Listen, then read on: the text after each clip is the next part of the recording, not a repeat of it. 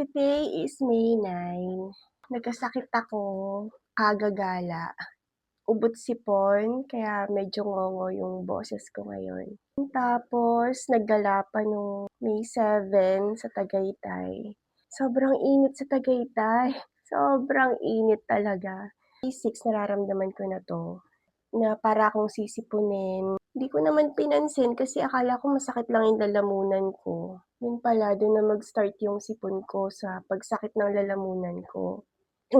Ang init-init kasi sa labas, tapos gala ang Dora, ayan na pala. Na pala ng gala. Ayun, kaya hindi ako nakapag-video kahapon. Nagpahinga lang ako. Nagtagaytay kami nung May 7. Nagpunta kami ng Sicilias. Nabili ng mga pangpasalubong si Mean. Gusto rin nilang kainin. Nakita ko tong egg tart. Mukha kakong masarap. Ito siya. Hindi na daw Colette's ang kilala sa Tagaytay na masarap na buko pie. Sicilias na daw ngayon. Hindi ko natikman yung buko pie kasi hindi ako masyadong mahilig dun sa buko pie. Ito yung binili ko. Ito yung pinili ko na bilhin. Egg tart. Ayan, bawas na siya. Nakain na namin. Tsaka, namili din ng cassava cake. Doon din nabibili sa Sicilias. Daanan namin yung Colette's. Wala ng tao na namimili. Pero dun sa Sicilias, puno yung store nila ng tao. Daming namimili. Tapos natikman ko na to, tong egg tart na to, masarap siya. Masarap siya. Kaya pag napunta kayong Tagaytay, must try. Masarap. Sarap tong egg tart na to. Hindi ko alam kung sino kumain. Baka si Sari at si Lindsay din. Kasi ano siya, itong, ano bang tawag, custard, bang tawag dito? Hindi siya matamis. Hindi siya matamis na parang egg pie. Hindi. Tapos itong crust niya, akala ko nung una para siyang, dahil nga tart, akala ko yung parang singtigas ng bow tart, yung crust. Pero hindi, ang lambot niya, malambot siya. Ganyan. Tapos, palambutin mo yung texture ng otap. Yung hibla-hibla yung, ano niya, yung crust. Parang layer-layer. Ganon. Masarap. Try nyo, malambot.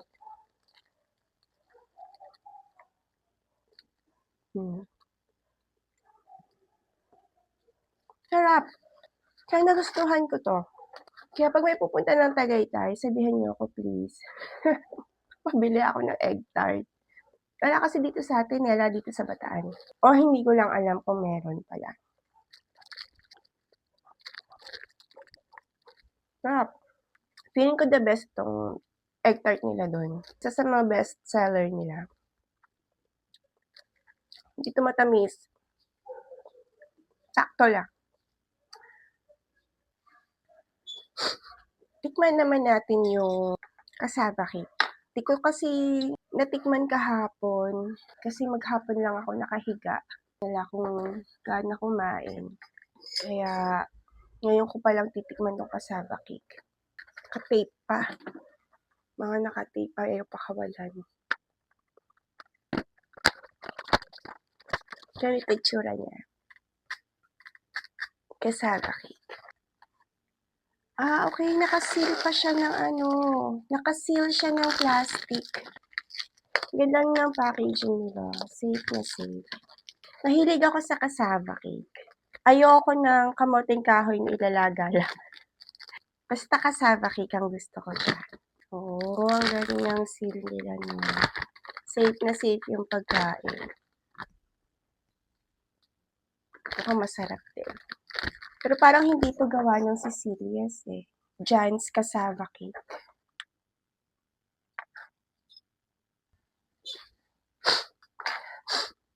Ay nako, singot ng singot, ubo ng ubo. Tikman natin. Kaya matigas.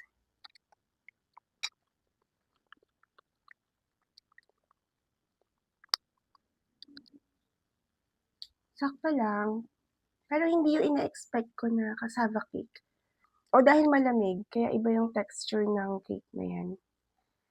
Baka pag medyo nag-subside yung lamig, baka mas masarap siya. Bigyan nating benefit of the doubt. Kaya nga, sisinga lang ako. Okey na, kasinga na, nakaubo na. Paalis kami mamaya mga 3:30 kasi ay bibinyagan yung anak ni Mea na bunso, birthday at dedication. Mag-aanak si Sally, isa siya sa mga ninang. So, first inaanak niya si Enzo. May inaanak na yun, laki na talaga ng anak ko, may inaanak na rin. First inaanak niya si Enzo. Silang dalawa ni Lindsay, ang kinuha ni Mea na ninang. Yan. Sa Jollibee gaganapin, sa Jollibee Balanga. Dedication and birthday, first birthday. Ang birthday talaga ng bata May 24? May 24, 28, hindi ko na maalala eh. Basta gano'n, hindi pa ngayon. Kaya lang dahil nandito sila sa Pilipinas, gusto ma-experience ni Mean na makapag-birthday ang bata sa Jollibee. Para ma-experience ni Gavin yung gano'n, yung may mascot, gano'n. Para, alam na, memories. Hindi ko siya bet. Yung gusto kong texture ng cassava cake, yung sa Don Benito's ba yun? Ayun, masarap doon. Don Benito's, yun gusto ko yun. Ito, hindi masyado. Yung kayang masarap. Pero, okay na rin. Siguro dahil ikino-compare ko sa Don Benito's na gawa. Pwede na rin. Ano kasi siya, malagkit, yung parang siksik yung kamoting kahoy o cassava. Hindi kasi siya malambot. Gusto ko kasi yung malambot. Yung pag nginuya mo, parang melts in your mouth. Ganon. Ito hindi. Malagkit siya sa bibig. Hindi ko bet. Pero siguro sa iba, magugustuhan nila to. Dadaling ko na lang kila nanay. Baka makain nila doon. Hindi ko kasi type. Ano na natin? Iayos. Ito na naman tayo eh. Hindi na naman alam yung gagawin. Ay, ayun. Pero ang ganda ng packaging niya. Safe na safe yung product nila. Safe sa pagkapanis. Pero itong egg tart, 10 out of 10. 10 out of 10 siya sa akin. Sarap.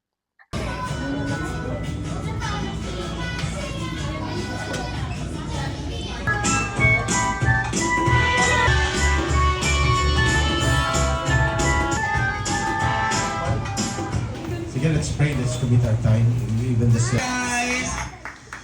Again, palapahan natin si Enzo, everyone. Really, Enzo, and of course, Mommy and Daddy before anything else. Ano mo na po gusto niyo sabihin sa lahat ng tao nagpunta ngayon for Enzo's birthday and christening? Hello everyone! Thank you po sa birthday po ni Enzo. Appreciate your time po! Salamat sa mga nag-travel sa ibang lugar at sa pagpunta ko sa dito. Po, may few questions para sa inyo, okay? Mami muna. Question namin sa iyo, ma'am, mula po sa pinangalan palampakan natin. Sobrang special pala ni Enzo family nila.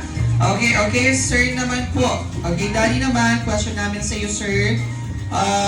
Mula po sa physical appearance, sa inyo po lahat dito ngayon ay meron din kaming question. Okay, naman po, let's see if kilala niyo po ba si Enzo. Meron kami 3 questions dito tungkol kay Enzo at kung sino daw po ang Here's your prize! Palapakan natin si ma'am. Picture ka lang sa mama.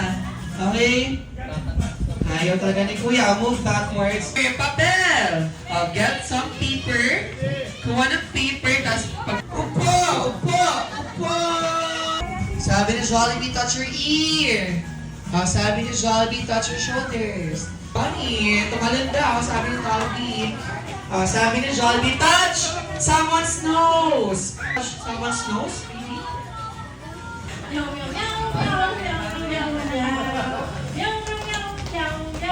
Yeah!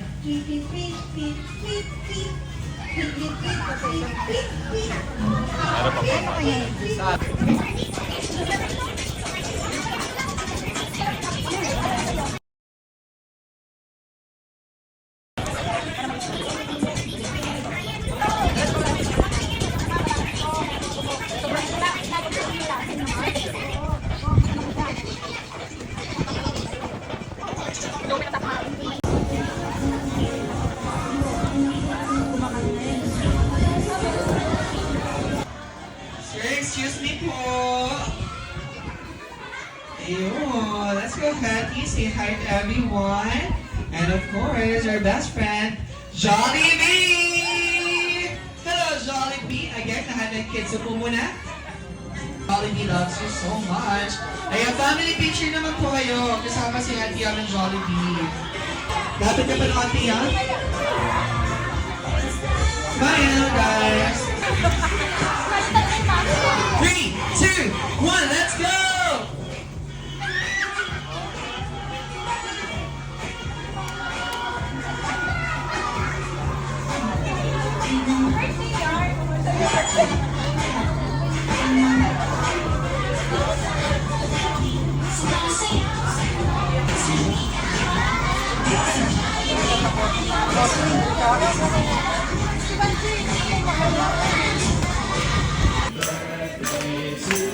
Happy birthday, Enzo!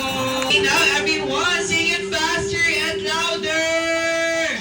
Happy birthday to you! Jolly birthday to you!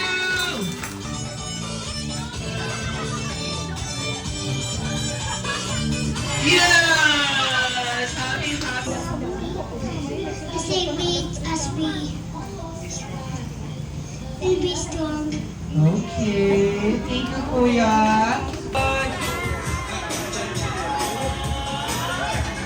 Okay, thank you. So,